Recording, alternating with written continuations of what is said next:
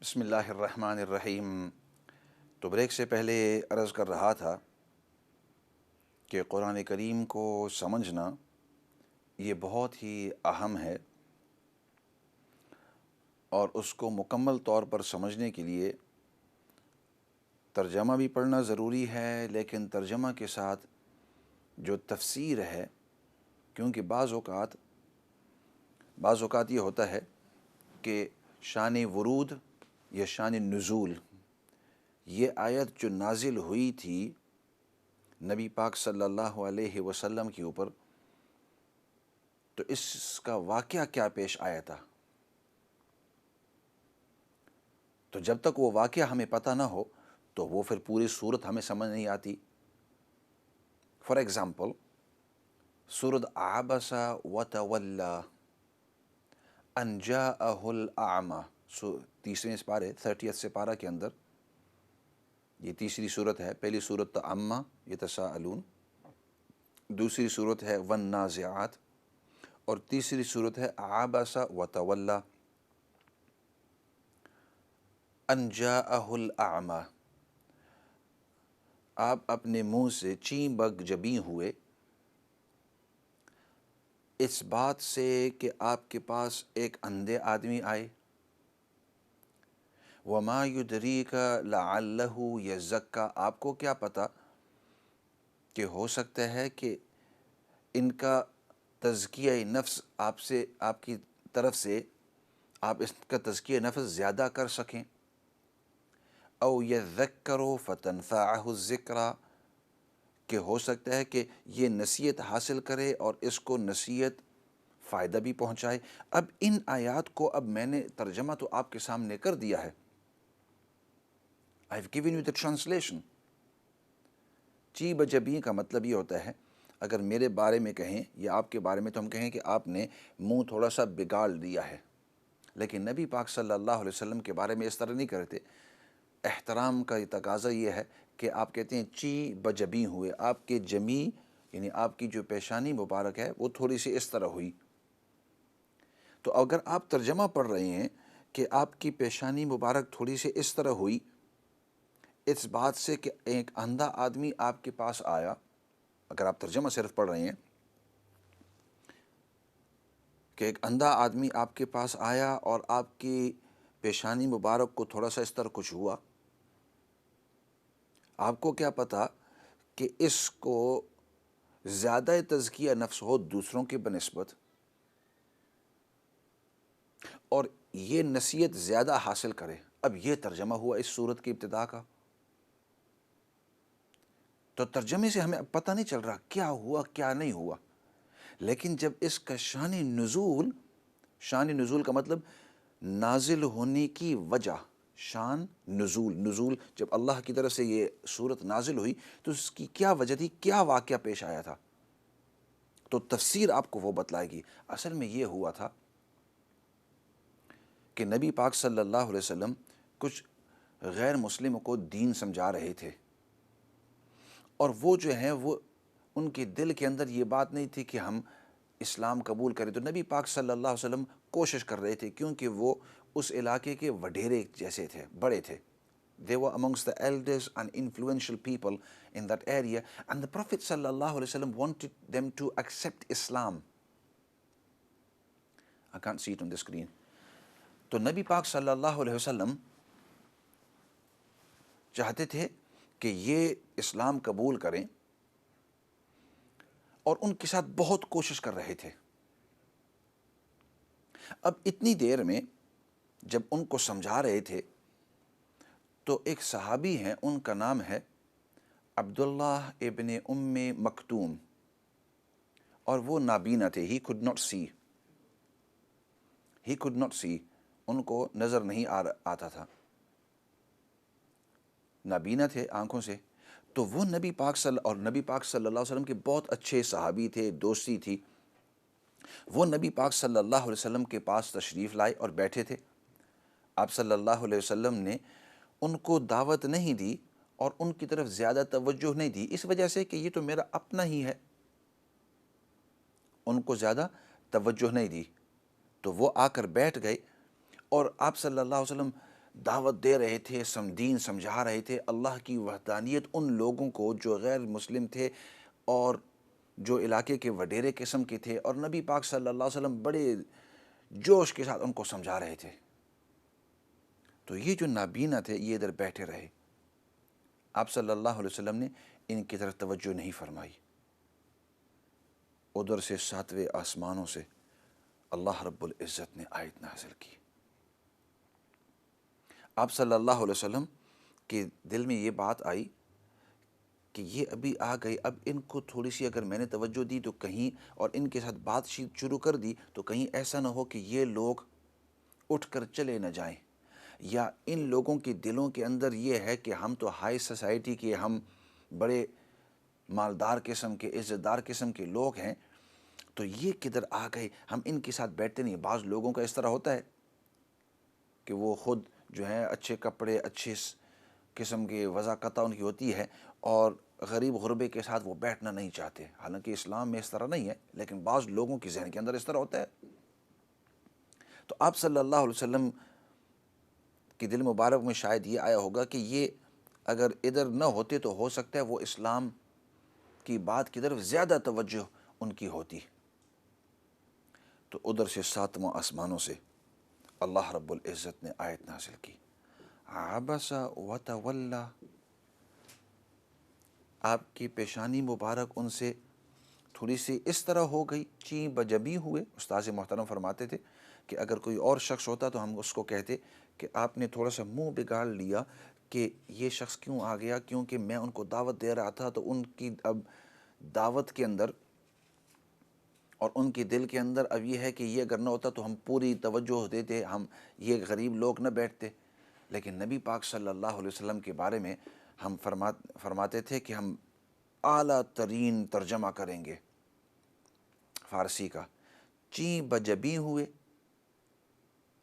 عبسا وتولا، اور آپ ادھر سے مڑ گئے، ان جاءہ الاعمی، اس بات سے کہ ایک اندھا آدمی آپ کے پاس آیا، وما یدریک لعلہ یزکا، اے نبی پاک صلی اللہ علیہ وسلم آپ کو کیا پتہ کہ یہ،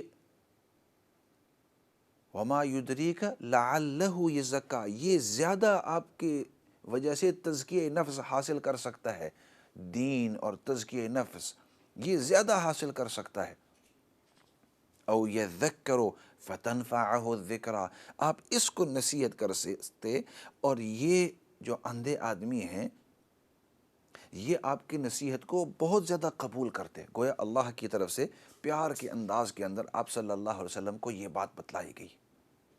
لیکن جب تک کہ یہ پورا واقعہ انسان کے سامنے نہ ہو تو اس وقت یہ آیات سمجھ میں نہیں آتی۔ ایسے کرتے ہیں، کچھ کالز کی طرف جاتے ہیں۔ تو میرا مقصد یہ تھا کہ ترجمہ بھی اچھی چیز ہے، لیکن تفسیر اس کو بھی پڑھنا بہت اہم ہے۔ کافی دیر سے سب کالز آئے ہوئے ہیں، کالز کی طرف جاتے ہیں۔ جی السلام علیکم ورحمۃ اللہ وبرکاتہ۔ وعلیکم السلام ورحمۃ اللہ وبرکاتہ۔ محترم، گزارش یہ ہے کہ سورہ عادیات پر میں چند باتیں کرنا، انتہائی گہری اور علمی باتیں ہیں، ان کے لیے فون پر آپ کو بیان کرنا تو ممکن نہیں ہے۔ ٹھیک ہے، باتوں کا اشارہ ہی کروں گا۔ تو آپ جیسے دین کے عالم، انتہائی یعنی کہ فقیہ انسان، اس کے لیے سمجھنا بہت آسان ہو جائے گا انشاءاللہ۔ طالب علم ہوں جی، یہ ہے کہ جہاد کا فرض ہونا یہ سن 1 ہجری کے آخر میں یا سن 2 ہجری کے شروع میں آغاز ہوا ہے۔ اس سے پہلے جہاد نہیں، مکے میں جہاد نہیں تھا، اور یہ صورت مکے میں مکی صورت ہے، اور مکے میں بھی ابتدائی زمانے کی صورت ہے۔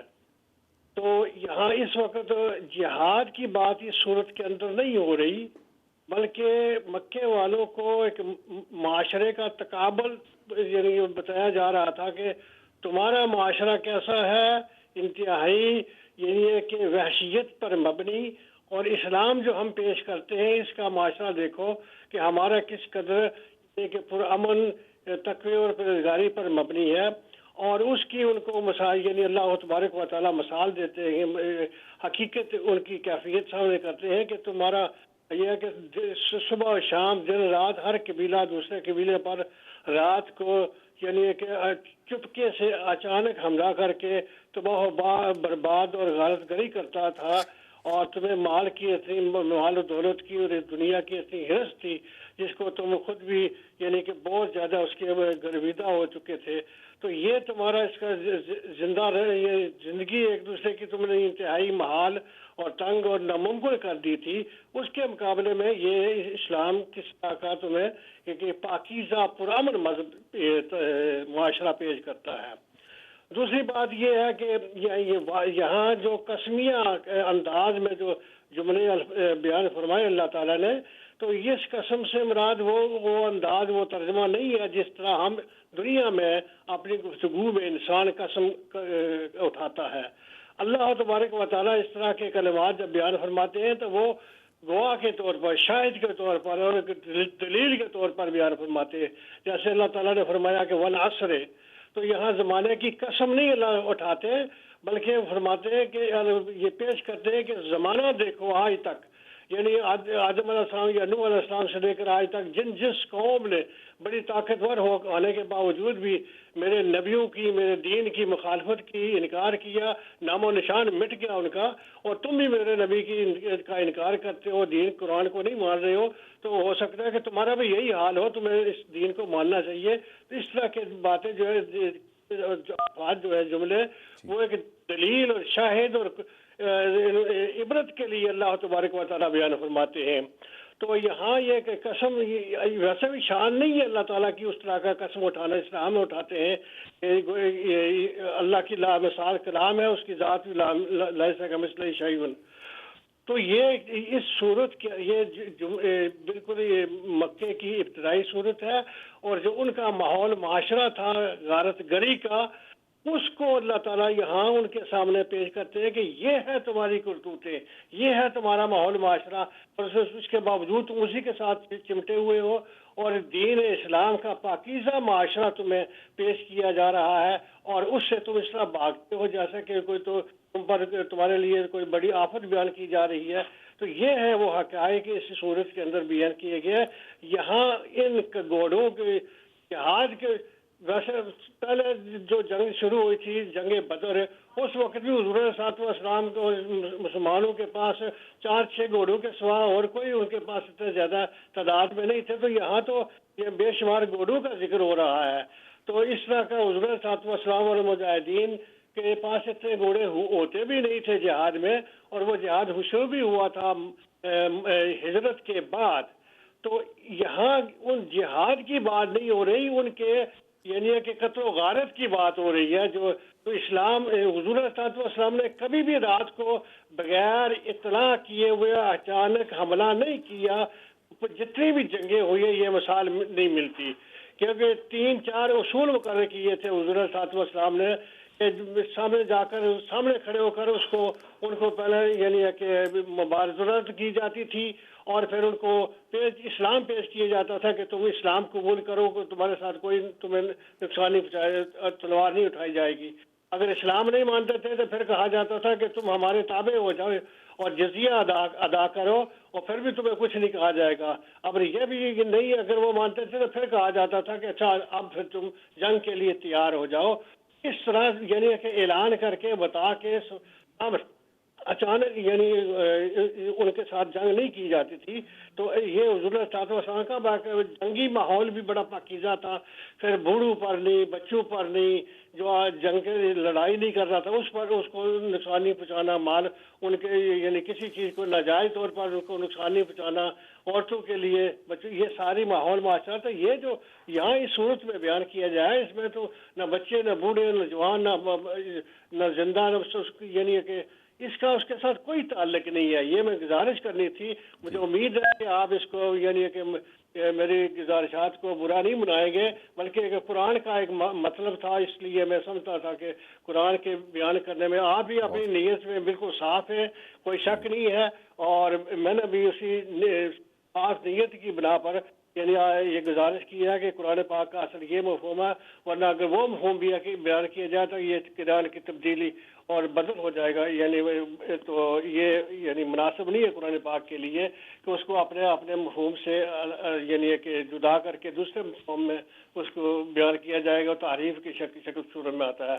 اللہ تعالیٰ مجھے اور آپ کو قرآن پاک و دین اسلام کا آمین ایک ایک اپنے اصلی مفہوم میں آمین سمجھنے کی اور رسول اللہ صلی اللہ علیہ وسلم کی سنت کی اتباع میں اس پر عمل کرنے کی توفیق آمین عطا فرمائے۔ آمین۔ السلام علیکم ورحمۃ اللہ وبرکاتہ۔ وعلیکم السلام ورحمۃ اللہ وبرکاتہ۔